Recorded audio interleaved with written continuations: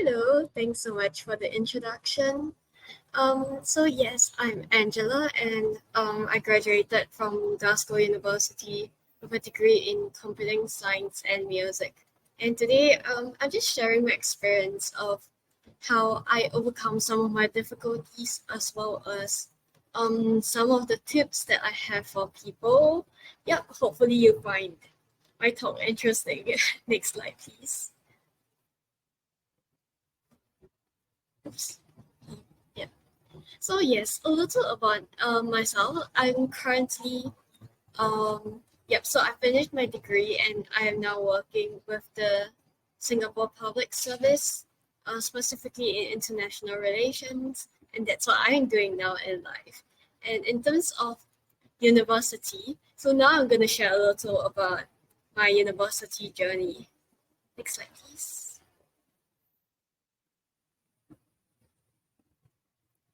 So yes, a bit of content warning. I'm going to talk a bit about what life was like for me in 2019. So I started uni in 2019, and that was after I got hospitalized for an illness. So I I think after being kind of isolated in a room alone for quite some while, I became scared of going out into the real world, if you could call it. So that was when I realized that I started to get really anxious, and I started to develop panic attacks as well. And I remember going for my first ever computing science lecture. I walked into the lecture theater. I think 3 minutes later, I got a panic attack, and I was like, okay, no, this is not gonna work out. And I walked out of the lecture theater and skipped the entire lecture. So that was me pretty much every lecture of my first semester in uni. So that was all the way up to December, and half a year went by. I somehow did my exams, did really, really badly, and second semester came. So so when second semester came, I decided, okay, I need to find some sort of help or to figure some ways in order to help myself. So next slide, please. Yep. So someone told me there is this member of staff you could contact, and you could speak to her, and perhaps she'll find some solutions for you. So next slide, please. Yep. So this photo was taken quite recently, but this wonderful lady here, she spoke to me about a cup of coffee, and we were speaking, and she asked me what was wrong, like whether I was coping well in uni. Um, Obviously the answers were no, no, no, no. And she was like, you know what, the school can do something to help you. Just tell us what you need. And because of that, I managed to enroll myself into some of the uni help programs, as well as to make use of whatever resource available from the university. And I had more flexible lecture and attendance schedule, as well as for like lecture quizzes. And I think that was when I started to realize, okay, it's not that bad after all. At first, like for the first semester, I thought, okay, it's really bad. This is not gonna work out. And I started to change my thought process. I started to think, okay, maybe something can work out. And next slide, please.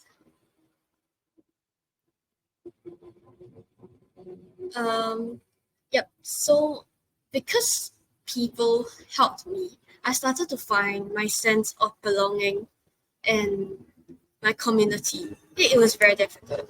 So it was that point in time where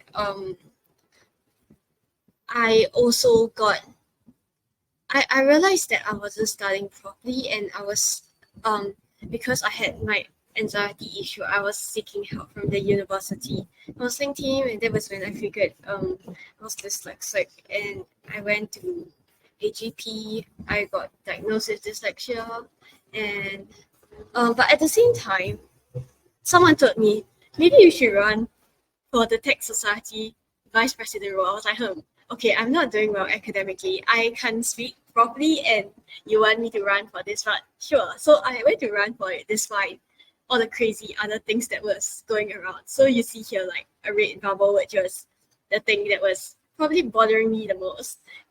Orange was like my academic struggles that was bothering me a bit. And the the thing that was keeping me in check, which is like my social life. Yeah, so next slide, please. So I think like the first struggle that I had was, yeah, I realized I don't think I was doing well in uni because I thought, okay, I can't code. And as you can see here, these are just like maybe 10 messages of the 60 I had sent to my year's Discord saying, what is wrong with this? I can't do this, I can't do that. Um yeah, the code's not running, it's not compiling, I don't know what's wrong, I don't understand what the lecturer is saying. And I think some other questions were like kind of like, okay, so what's the difference between an object and a class in Java? And people try to explain. I'm like, I can't understand this because I just can't wrap my head around it. And I was talking to my counselor, and I realized it was like one of the um difficulties of a dyslexic student, which is like there are certain things that is harder for me to differentiate or harder for me to comprehend, and that was one of those. So I think my solution at that time was just to seek help. So I was really just like posting a lot in my year's Discord and also like writing to my lecturers, asking for help. But very thankfully, everyone helped me. Like in all of these instances, every message that I sent, someone would reply me and help me in my studies. When I contacted my lecturer was very happy to reply every Teams message that I sent. So I think that really helped me to cope with these difficulties. And I think because people helped me, I started to find my sense of belonging in this wider school community. So there was no longer the idea that okay, I'm alone, I was isolated, and I no longer know how to step out into the real world. So I think that helped to me to overcome my anxiety issues because I learned how to interact with people and people were very nice. So even though I was this awkward person, people were happy to accept me as I am. And yeah, so I became a lot happier. I no longer got panic attacks and my only struggle became my learning difficulties. Yeah, next slide please.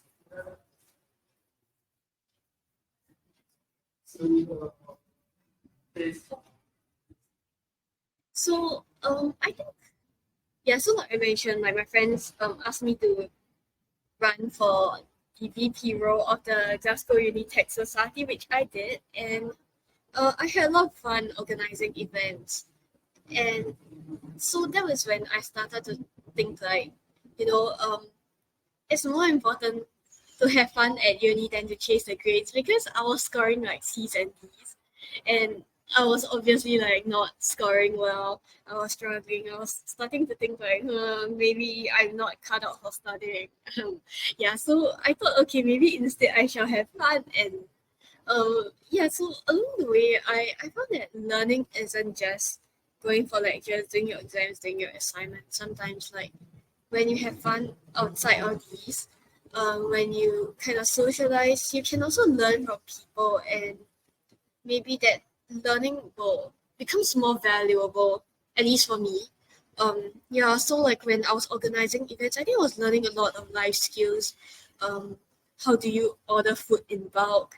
How do you cater? How do you procure items? And these are very valuable life skills. So even though I was not doing well in my studies, I was doing I was learning how to live better. And I think that really helped me to build up on my confidence, and I was exploring like different kinds of life skills. Yeah, so that was valuable to me. Next slide please. Yeah, so along the way, I think like I mentioned, right, I was having fun. So I decided I shall run for elections to be the next president of the Tech Society.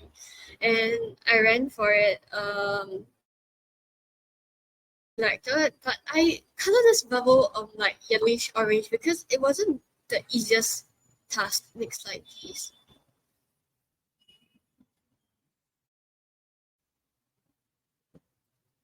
Yep. So I titled this like learning and falling because there was certainly a lot of learning in a sense where right now it was the bulk of everything that I was doing, and I had so much on my plate. But next slide, please. So as you can see, there are many events, and I wasn't confident enough. So I asked myself things like, how do I lead a team? Will people listen to me if I stutter when I speak? Because I used to stutter a lot.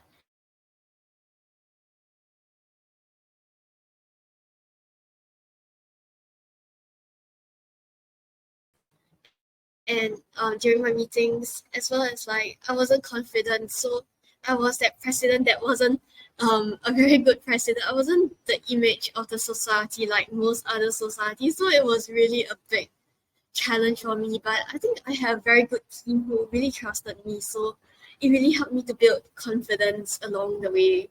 Yeah, so this was like how I kind of got better at working with people. Next slide, please.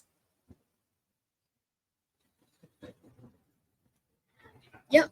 So then the next thing I decided to pursue was network. So in 2021, I did my year abroad. Yeah, in Seoul. Next slide, please. Yep. So I think because like as someone who is dyslexic, I really wanted to learn how people think. So I went to intern in the human factors psychology lab, and that was when everything clicked for me. Like I suddenly realized I could do research. I could do it well. I started publishing papers. I was doing literature review non-stop, and that became my everyday work. And I found so much joy and so much happiness. And like as you can see, yeah, there are so many amazing people I worked with, and they really helped to build my confidence. And I found what I was good at, and that was when I realized, okay, I'm not that dumb. I'm not that bad at studying. I have something that I am good at. Yeah, so I continued to pursue it. And next slide, please. Yep. So because I started to build this confidence, I had a lot of people who helped me along the way. I decided that I was going to run for the student representative council. I wanted to be the computing school rep because to me that was how I could possibly give back for everyone who has helped me. I think 2022 was when I was really in a very good place in life where I didn't feel like I was hindered by my disability anymore. I was really very happy in life, and I just wanted to hopefully make other people's life better. So yeah, next slide, please. And I really want to share this quote from Paul Green, which is, unless you have suffered and wept, you really don't understand what compassion is, nor can you give comfort to someone who is suffering. And I think this really stuck with me because I felt like after going through all the challenges, I really started to understand people better. I started to understand my community better, and I just wanted to make everyone's life slightly better, hopefully. Yeah, next slide, please. Oh, I see I have 2 minutes left. I'm really coming to the end. So my biggest challenge was my dissertation because yeah, I mean I was happy, I was doing well, but there were still challenges because a dissertation is a 10,000 word piece of work, and like I mentioned, I'm dyslexic. I can't write properly, neither can I read properly, and I can't spot my mistakes. But next slide, please. I had people who supported me along the way. So like you can see, like a lot of my friends helped me to proofread. My lecturers supported me. They helped me in my studies, and I think all of them helped me to read every of this piece of work that has 70 pages, and they helped me to spot all my mistakes. They helped me to correct my grammar and spelling and everything else. So yeah, thanks to that I survived. And next slide, please. Yeah, so I graduated, and I think the results is like I did graduate with straight A's in computing, and that was when I kind of realized that even if you have a learning disability, it doesn't mean that you can do well in your studies. It doesn't mean you cannot do well in your academics, because at the end of the day it's about how you navigate the challenges, how you find yourself a community that can accept you and help you to improve as a person. So next slide, please. I'm really coming to the end. It's ending soon.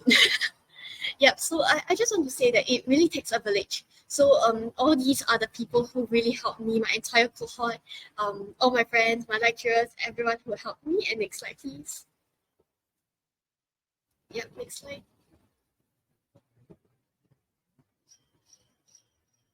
So there are three main things that I just want to share with everyone. One is be unafraid to make mistakes, because you can't be perfect. So just even if you make mistakes, it's okay. Like, people are not gonna remember it.